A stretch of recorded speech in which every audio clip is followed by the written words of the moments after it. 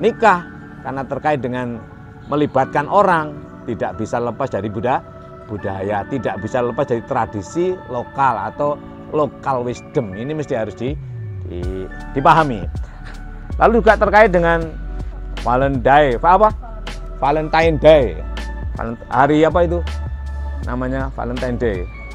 Ada nggak itu hari kasih sayang? Hukumnya? Kok diperingati? Ada yang bertanya begitu. Hukumnya gimana? Dasarnya apa? Loh, hari kasih sayang itu jangan sehari, sepanjang zaman gitu. Hari itu harus berupa kasih sayang.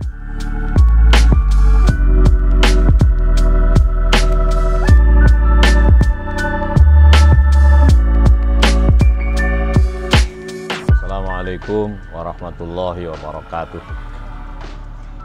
Alhamdulillahilladzi nazzala al-furqana ala 'abdihi liyakuna lil 'alamin nadhira. Asyhadu an la ilaha illallah, asyhadu anna Muhammadar Rasulullah. Allahumma shalli ala sayyidina Muhammad wa ala alihi wa ashabihi ajmain. Amma ba'du. Anak-anakku semuanya, para santri baik Nusa atau Bait Al-Quran Nurus Sofa, dimanapun Anda berada yang saya cintai, dan semua pemirsa.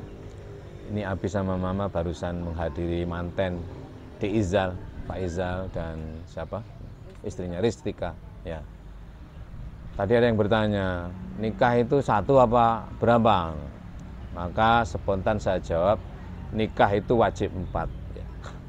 Jadi nikah itu wajib 4. Oleh karena itulah maka terus geger gitu, nikah lah. Saya kembali gini, pertanyaannya sekarang kita harus tahu apa itu nikah dan siapa atau apa yang dinikahkan. Gitu.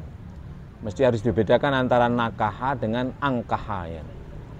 Jadi kata nakaha, gitu, yangkihu, dengan angkaha, yungkihu itu berbeda. Gitu. Maka dari sini kita harus belajar morfologis, harus belajar ilmu sharaf, ilmu perubahan kata ke kata. Maka saya kembali ke awal, apa itu nikah dan apa yang dinikahkan. Nabi menyatakan an-nikahu sunnati, ya toh. Famar raghiba an sunnati falaisa minni. Nikah itu sunnahku. Maka barang siapa tidak suka dengan sunnahku, bukan golonganku. Nah, apa yang dimaksud dengan sunnahku itu? Yang harus dinikahkan ini adalah sidik, amanah, tablek, fatona. Maka nikah itu 4. Ia bersifat rohani. Ia rasanya berupa kasih sayang. Dia tidak berjenis kelamin. Tapi ia ada pada orang yang berjenis kelamin laki-laki, ada atau berada pada orang yang berjenis kelamin perempuan. Dari sinilah bedanya antara angkaha dengan nakaha. Nah, sekarang apa itu angkaha? Angkaha adalah menikahkan. Maka menikahkan dengan nikah itu berbeda. Atau pernikahan dengan nikah itu tidak sama. Maka siapa yang menikahkan dan siapa pula yang dinikahkan, ya toh? Yang dipernikahkan, untuk membedakan dengan nikah loh ya. Maka yang menikahkan adalah wali. Siapa wali itu? Ya bisa orang tuanya, orang tua perempuan, orang tua orang yang berjenis kelamin perempuan. Dialah yang menikahkan dengan seorang yang menikahkan anak perempuannya. Wali lah, orang tuanya atau pakdennya atau pamannya atau adiknya. Yang penting laki-laki. Laki-laki tapi ada hubungannya dengan kewalian. Nah, dialah yang menikahkan laki-laki atau orang berjenis kelamin laki-laki mendapatkan perempuan yang jadi kewaliannya. Nah, maka menikahkan dengan nikah itu tidak sama. Pernikahan dengan nikah tidak sama. Maka kalau menikahkan atau maka kalimatnya angkah tuka kan? Angkah tuka wazawwajtuka.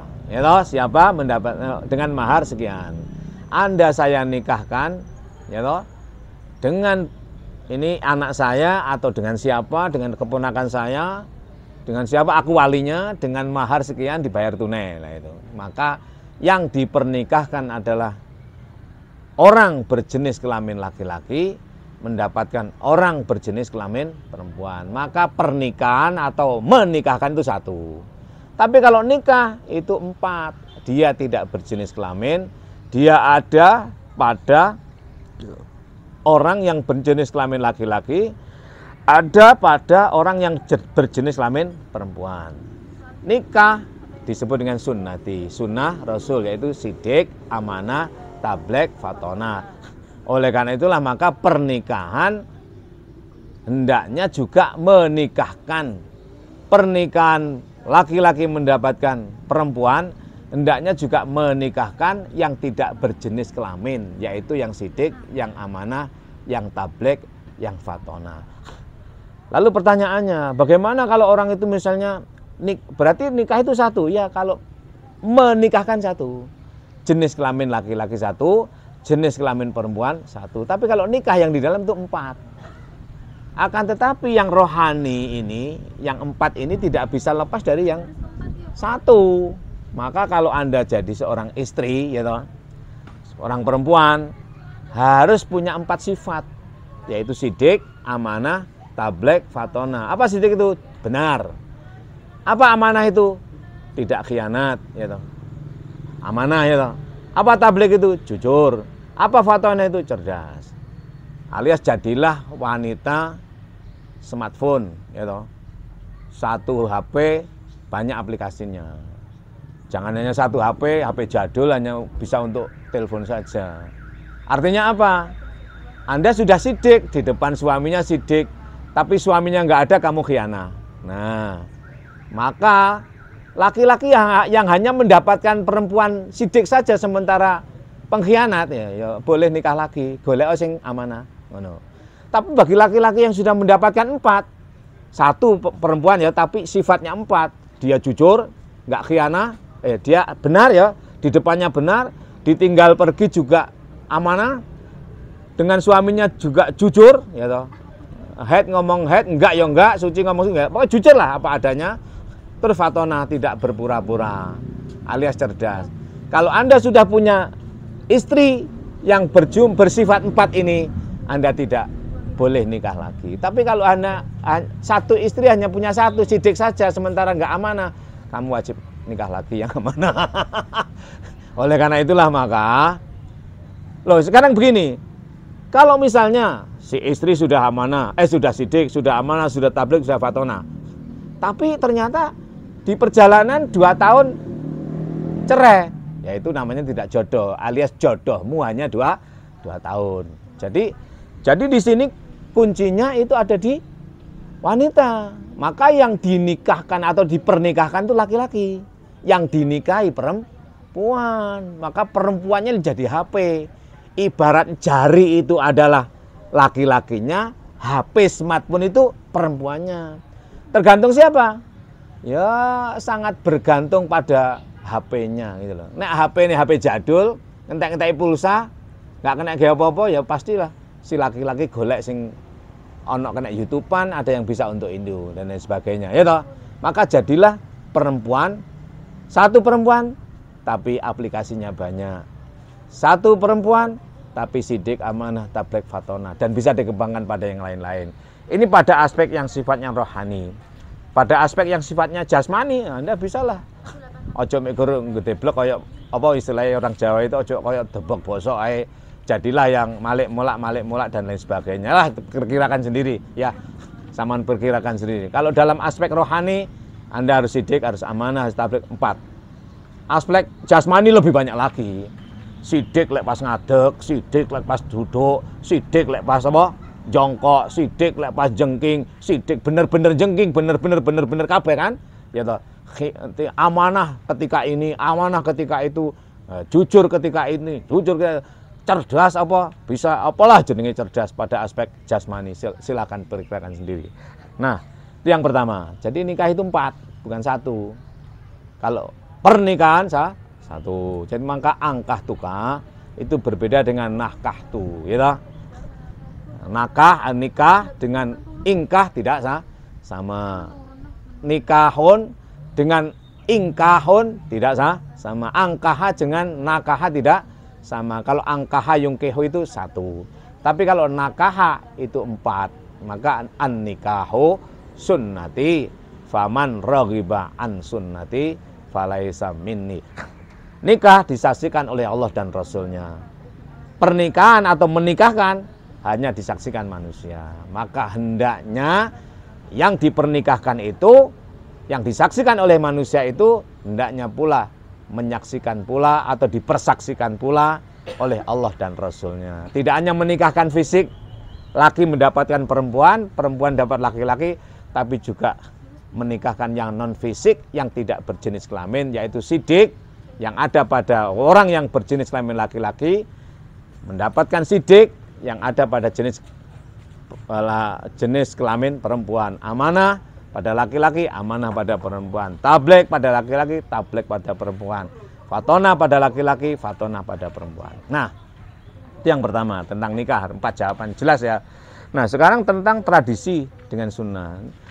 Nikah itu kan sudah nikah. Kalau inti nikah itu ya cukup dengan menikahkan itu.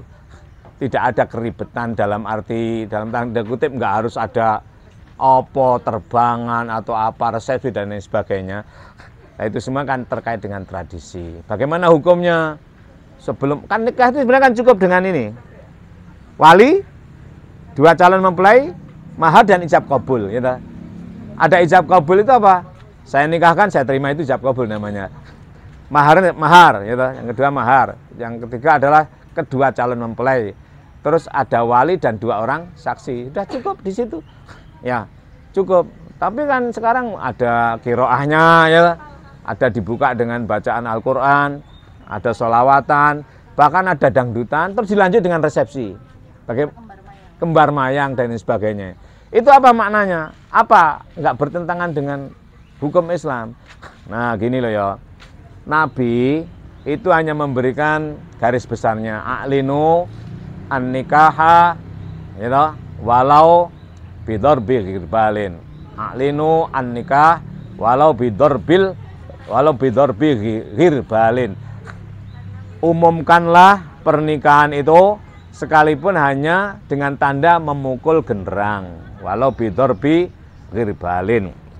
Umumkan nikah itu lah. Berarti artinya kata walau di sini itu yang minimal. Ya, berarti boleh meningkatkan. Kalau bisa dirame-ramekan, diresepsikan, bahkan dikasih simbol-simbol apa yang punya makna, kembar mayang. Kenapa kembar ya? Kembar itu kan sama karepe menuju Allah, sama karepe melaksanakan ibadah. Kembar ya. Kenapa menjadi kembar mayang? Kembar kan sama, podo. Kenapa mayang? Mayang itu cenderung.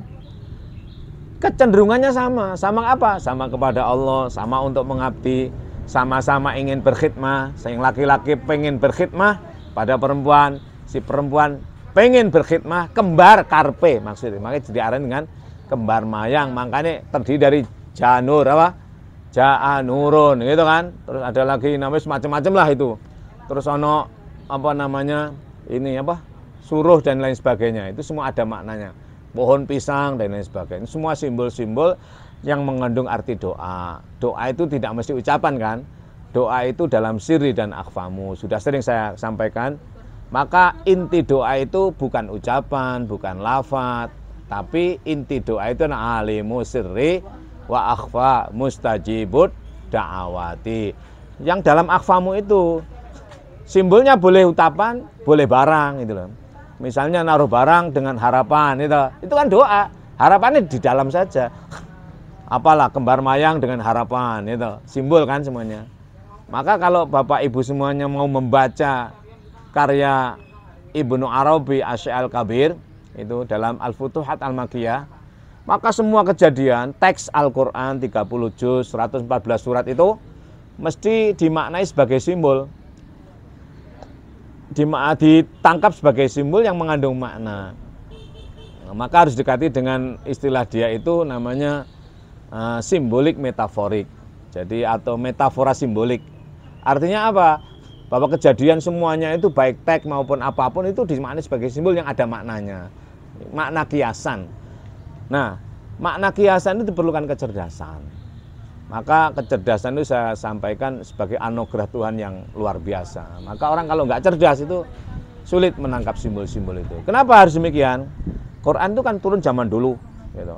Agar supaya tetap up to date, tetap bisa menjawab tantangan zaman, maka Ibnu Arabi, Asy-Syaikh Al-Kabir atau Syekh Muhyiddin Ibnu Arabi ini memberikan tawaran pendekatan metafora simbolik atau simbolik metaforik ya itu.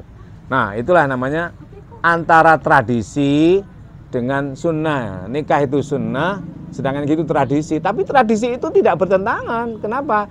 Karena walau bidhor bihirbalin. Yang penting ditangkap simbolnya apa? Pengumuman, diumumkan. Bisa masang terop, bisa bunga papan ya. Kalau dulu kan mukul-mukul ya.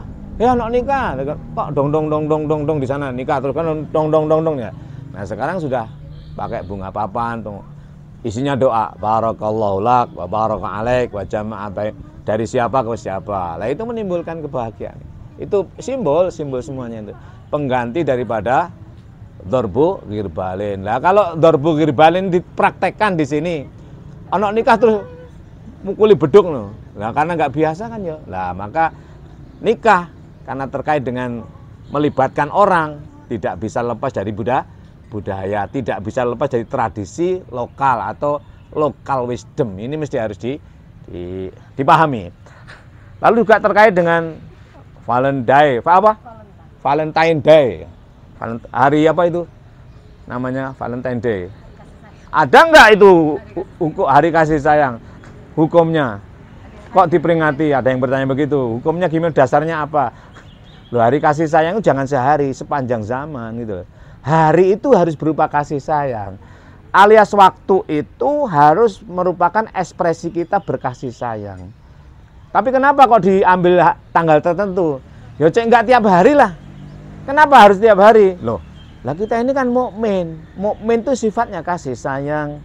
Innamal mu'minuna ikhwatun fa aslihu baina akhwaikum wattaqullaha la'allakum turhamuna. Dalam surat Al-Hujurat surat ke-49 ayatnya 10 ya. Hanya mukmin yang punya sifat persaudaraan dan dialah yang bisa memperbaiki persaudaraan. Wujudnya turhamuna, dikasih sayang. Hanya orang yang punya mobil yang bisa memperbaiki mobilnya. Orang yang tidak punya mobil nggak bisa memperbaiki mobilnya. Orang mukmin saja yang punya persaudaraan sehingga dia bisa memperbaiki persaudaraan. Wujudnya kasih sayang. Nah, sekarang pertanyaannya siapa orang mukmin itu? Hanya mukmin itu.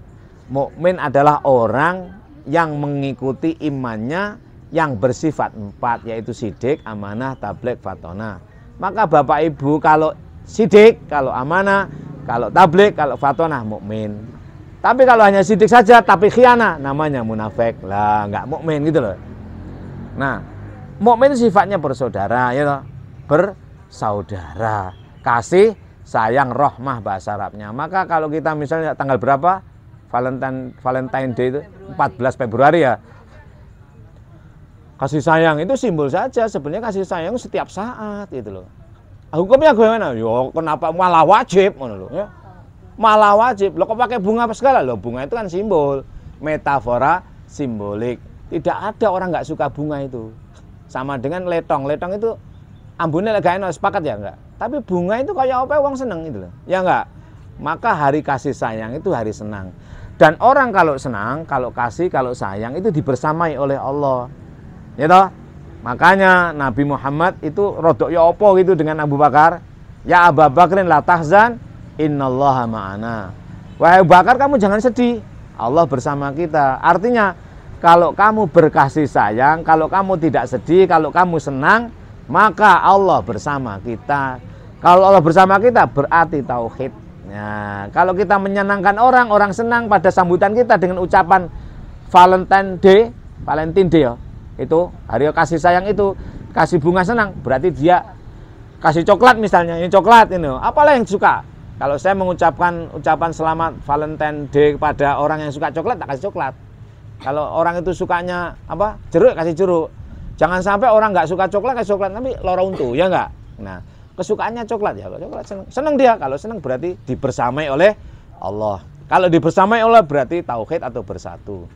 Kalau tidak suka, nah berarti dia sedang musyrik. Ya, tidak masalah. Jadi tidak ada masalah. Jadi orang mukmin itu selalu, kenapa orang mukmin itu tidak ada problem? Karena orang mukmin itu selalu mengfaktualisasi alias mensubjektifikasi. Realitas di luar itu disubjektivitas. Realitas objektif itu difaktualisasi oleh mukmin. Yang di luar itu namanya Islam, teks ya, dikontekstualisasi oleh mukmin berupa faktualisasi atau subjektivitas. Maka subjektivitas, faktualitas itu diri kita, mukmin namanya. Yang di luar kita itu Islam ya. Kalau kita baru bisa menerima teks Al-Qur'an ya toh, baru bisa menerima, namanya muslim. Nah, yang diterima itu kamu imani apa enggak? Kalau kamu imani, kamu benarkan, kamu amanai, kamu sikapi jujur, dan kamu cerdasi, baru kamu mukmin, alias kamu bisa dipercaya. Muslim mukmin baru lahirnya namanya muhsin. Maka yang disajikan itu bukan Islam, bukan iman, tapi ihsan. Kalau kamu menyajikan Islam, akan saling bertengkar, rebutan bener. Karena bener kabeh itu loh. Takbir, Allahu Akbar dimanapun benar. Mau ucapkan sambil ngising ya nggak apa-apa, mau ucapkan sambil makan silahkan, asal kalimatnya jangan dirubah. Itu benar. Tapi benar saja tidak cukup, harus dengan ketepatan. Apa ketepatan tuh? Iman namanya thariqah. Jangan hanya syariat bloko, tapi kudu thariqah. Ya, yang di luar itu Islam, yang di dalam kita adalah iman. Bagaimana Islam ditangkap oleh iman, dikonstruk menjadi konstruk baru namanya ihsan. Maka jangan hanya belajar bayan saja, mesti harus ma'ani, badik, baru bisa mantik. Jangan hanya syariah bloko, syariah, thariqah, hakikat, ma'rifah, baru ikon. Ya, cukup ya? Berapa menit? 20, ya cukup lah, udah. Itu aja penjelasan tentang antara nikah, kenapa harus 4. Maka sekali lagi saya tegaskan, harus dibedakan antara nikah dengan ingkah, antara nikah dengan pernikahan. Yang dipernikahkan adalah manusia berjenis kelamin laki-laki mendapatkan manusia berjenis kelamin perempuan satu jasad kan. Tapi yang dinikahkan adalah rohani. Dialah bersifat rasa, kasih sayang, yaitu sidik, amanah, tablek, fatona. Kalau kamu tidak bisa menepati 4 itu, hei perempuan ya, para perempuan khususnya, karena yang dipernikahkan itu laki-laki mendapatkan perempuan. Ibaratnya laki-laki jarinya, perempuan itu HP-nya. Maka jadilah HP yang smartphone. Satu HP banyak aplikasi, yaitu sidik, amanah, tablek, fatona. Sidik karo ngadeg, sidik karo lungguh, sidik karo ane, sidik amanah dan sebagainya. Kembangkan sendiri dalam bentuk fisiknya. Kalau kamu hanya sidik saja sementara tidak amanah alias khianah, maka bersiaplah untuk ditinggal nikah lagi oleh suamimu ingin dapat yang amanah. Ya, gitu ya. Nah, maka jadilah wanita yang satu HP banyak aplikasi, smartphone. Jangan HP jadul, ngentek-ngentek pulsa ya toh, nggak kena kayak apa-apa. Kena kayak telepon tok, pulsanya mahal. Kayak YouTube nggak bisa, kayak email nggak kena, ya akhirnya ya itu jadinya. Jadi istri jadul, istri HP jadul, jadilah istri HP smartphone. Saya kira begitu ya. Terima kasih. Intinya begitu. Mudah-mudahan Anda guna dan faedahnya. Wa'alafu minkum wallahul muwaffiq ila aqwamit thoriq. Assalamualaikum warahmatullahi wabarakatuh.